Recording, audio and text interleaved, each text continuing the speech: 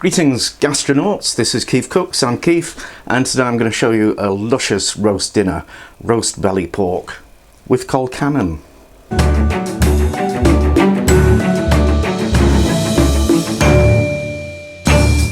So pork belly used to be a really cheap and nasty, fatty cut of pork that nobody really bothered with except poor people.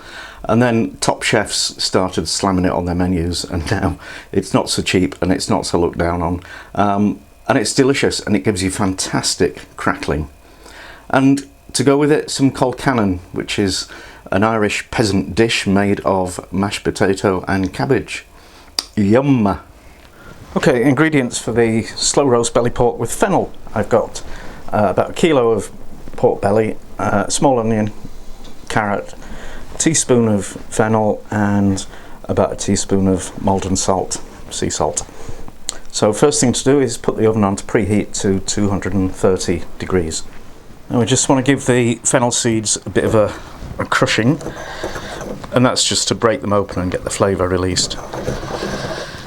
Okay, and then we need to score the belly pork, and you might be able to get your butcher to do this for you because pig skin, raw pig skin is pretty tough stuff.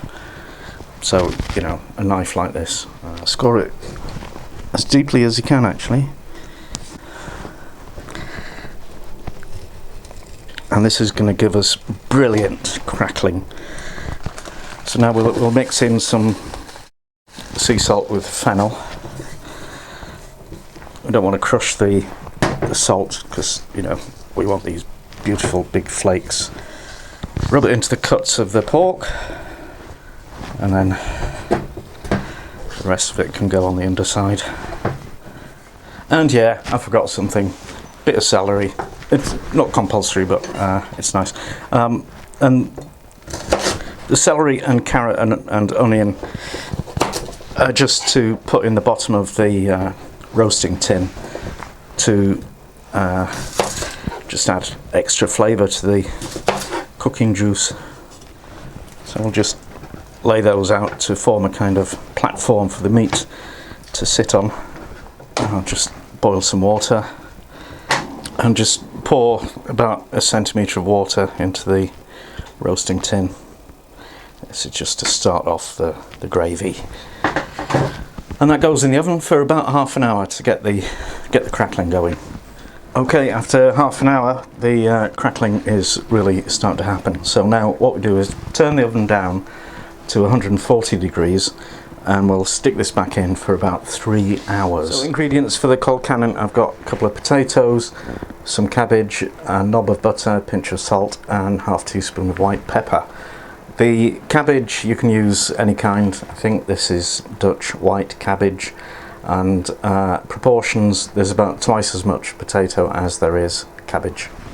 So we need to peel the spuds and chop them into chunks, not too big and more or less the same size. And for the cabbage, just cut out any bits of core, great big chunks of not very nice, and then thinly slice and chop the rest of it.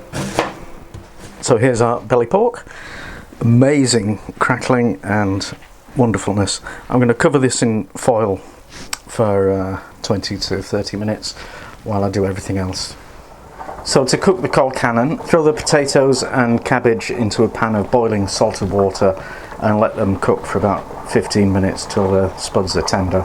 The cabbage will be tender before that. Doesn't matter about it being overcooked because this is Irish peasant food and we don't care.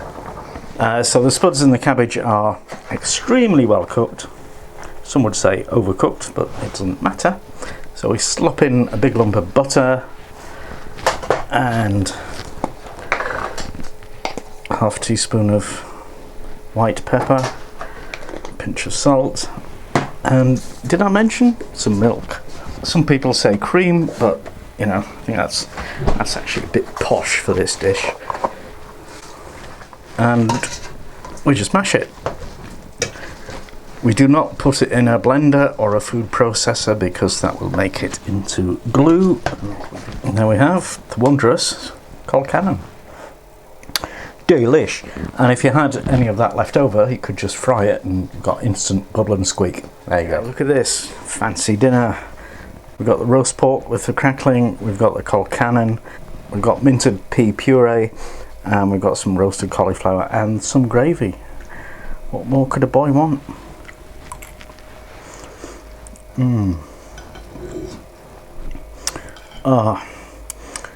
That pork is so soft and falling apart. And amazingly tasty. Just delicious. Fantastic. That, hope you enjoyed it. Now please share it with all your friends on social media. Subscribe to this channel, follow us on Facebook, Twitter, Pinterest, and don't forget the amazing website that has all the details of all the recipes. And thank you for watching. Come back soon.